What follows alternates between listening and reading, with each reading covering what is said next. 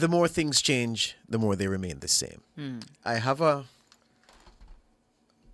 uncle in the law, about 40 years now practicing, who from the time I had sense has been telling me, nephew, there's nothing original under the sun.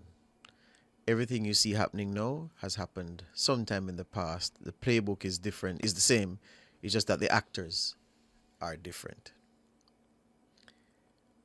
From a political perspective, strictly speaking, and that's where I'm speaking from this morning, a political perspective,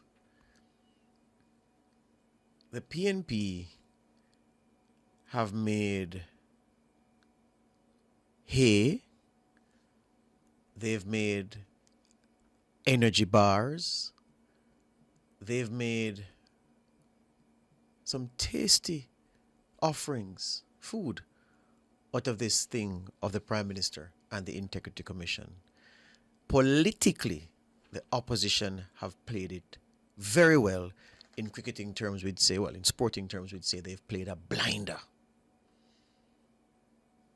Because the opposition's coordinated campaign, and it can be nothing else but that, has caused people, even people who are not strong to either party, people in the middle, to doubt whether we have a prime minister of integrity.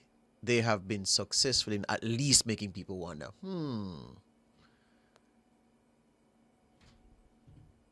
for the campaign speeches that they made leading up to the February 24 local government election, and the interviews they've done, and the media statements they've made, they have been consistent. They have kept the discipline around the messaging. And in politics, it's what happens in politics. It's not a new strategy the PNP is using. They have damaged, I believe, the appearance of the Prime Minister as the head of government and the head of country. And I say damaged because they have caused well-thinking people to at least have a doubt, if not a question in their mind, about the integrity of Andrew Holness. So politically, the PNP are winning the game. We all know how politics goes. In this kind of politics that we practice here in Jamaica, small society, two strong parties, you go for the leader, the body will fall. Simple as that. If you destroy the leader, and if you go after the leader in a concerted, coordinated manner, then your hope of forming the next government at the next election is significantly enhanced. That's what the PNP have been doing because they want state power. And before you start turning up your noses, every political party should want state power. And the PNP have been playing the percentages, playing the game to get there. And they clearly strategized to target this leader of the JLP to say if we damage him, then the party will be of no use. You damage the leader, job done. Welcome back to Jamaica House to all comrades. On the other side of the fence, politically, the JLP have played an awful game so far. But for the past few months, when their communication has ramped up, you see various people in the space, your word, Tona, responding to events, talking about policy decisions, explaining them, actions that the government has taken, defending them, explaining them, talking up what the government is doing day by day in service to the people. You've seen a lot of activity over the past few months.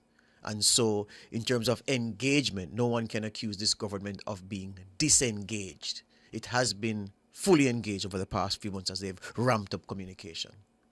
But for a long time, the government was silent in its communication. And you notice I say the government because the government is different from the party. The JLP as a party has still not come to the party fully, pun intended, because as the PNP have embarked on their campaign to destroy the JLP leader, the JLP as a party has been misfiring. Nobody in the JLP can say, we've done a good job defending the leader against the attacks.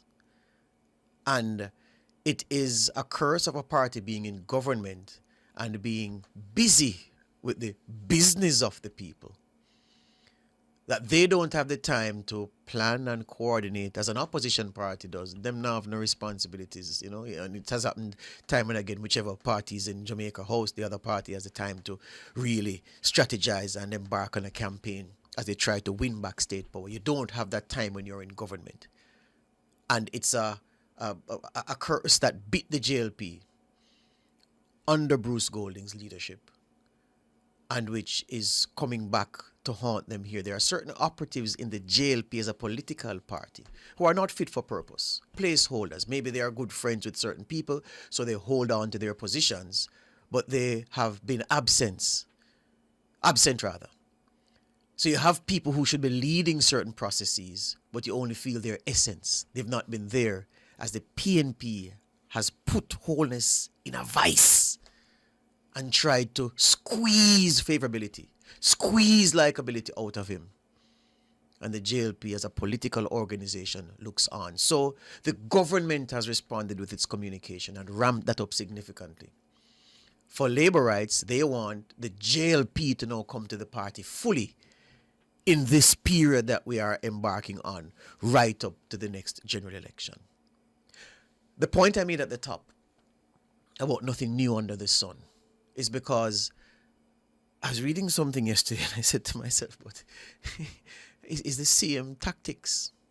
Tana, Mark Golding has been hammering Andrew Holness about the Integrity Commission and the Illicit Six for well over a year. Well, 2 years now. The strategy, clear.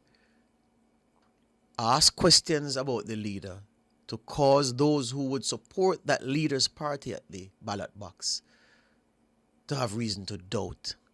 Is it a new strategy going after Holness and the Integrity Commission and his integrity and the assets he holds? No. Reading something for you from November 2015, November 27, published in The Gleaner. Here's what it says. Michael Peart, the Speaker of the House of Representatives, has refused to indicate whether opposition leader Andrew Holness is in breach of the Parliament Integrity of Members Act, which requires legislators to make full disclosure about their assets and liabilities. Peart told the Gleaner he is in receipt of a status report from the Integrity Commission, which shows that about 4 members from both sides of the political aisle are in breach of the law. However, he refused to say whether Holness is among them. Phillips, the opposition leader, Dr. Peter Phillips, had raised the question about Holness's statutory declarations when he addressed a PNP meeting in Racecourse, Southwest Clarendon. He said, "It is a question of which leader you trust to manage the affairs of the country." Phillips, as he has been doing on the campaign trail, remember this was the run-up to the February 2016 general election, Phillips, as he had been doing on the campaign trail, raised questions about Holness's priorities and pointed to his mansion being built in Beverly Hills, St. Andrew, as an indication that he is not putting service in public life above self. Quote, "I couldn't care less what size house anybody live in. As a private citizen, everybody is free to do what they want. But when you offer yourself for service, you know you come under a different kind of scrutiny. People want to know what it is that moves your heart. Is it service for people or is it service to self? I don't call nobody name, but let me say this. I never raised the question of integrity, but I want to put this on the table. The Integrity Commission gives a report to the leaders of the two parties. So in this situation, Them give a report to the Prime Minister and a report to Andrew Holness as opposition leader, who is the person who is complaining. But he's in the position where he's receiving the report about himself. If he want the whole country to know all the facts, then what he must do, like Prime Minister Patterson did one time, is publish all the facts so all the people of Jamaica can form the judgment for themselves. I have no concern if it's a man's heart to live in a house that is like a palace. It is of no concern to me. I just say God bless him. But if you offer yourself for leadership, you have to come under some sort of scrutiny. Now, Phillips raising the issue of the Integrity Commission report into the Prime Minister's declarations, his assets and his liabilities, and talking about the mansion he was building in St. Andrew, that was a centerpiece of the election winning strategy then. Go after Holness and his statutory declaration says not no. This was 2015. Then fast forward now. Look a bit. June 2016. This is after the JLP has won the election. Well, won the election in February of that year. The article by the Gleaner says, Peter Phillips, the man who started calls for Andrew Holness to publicly release his finances, has suggested it is not enough that Holness has now done so to select media houses, saying he expected the documents to be tabled in Parliament to facilitate independent scrutiny. Holness released his records to 3 media houses, the Gleaner, the Observer and Nationwide News Network, after missing 2 self-imposed deadlines to do so. Here's Dr. Phillips. I'm presuming there's some public document that's going to be presented to the Parliament. That was my expectation, that there would be something the members of the public generally who have an interest in this would be able to see and form judgment as to the issues implied and raised. Phillips argues that there must be some independent verification of the financial records which show the Prime Minister having assets of approximately 152 million and liabilities of 34.4 million. Holness released 10 years worth of documents stretching back to 2007, which he said were filed with the Integrity Commission. Here's a killer question Phillips asked now, Turner. Were they certified by the Integrity Commission? So I'm saying to you, this, and it's amazing how we have short memories. What Mark Golding and the PNP have done is not new, it's not original. In fact, they did it the last cycle and it come back again this cycle. They believe that the Prime Minister's assets and liabilities are his Achilles heels. They went after it unsuccessfully in 2016 because the JLP won the election. They're going after it again. They couldn't have gone 2020. That's what a different dynamic COVID situation, campaigning much different, you know. But they've come back with this again. Same strategy then, same strategy now. Causing the public to ask questions at the very least. And so, politically, those who are aligned to the PNP are saying, well, look like the strategy can work this time. Those aligned with the JLP must be asking, so what is this party doing to protect the leader?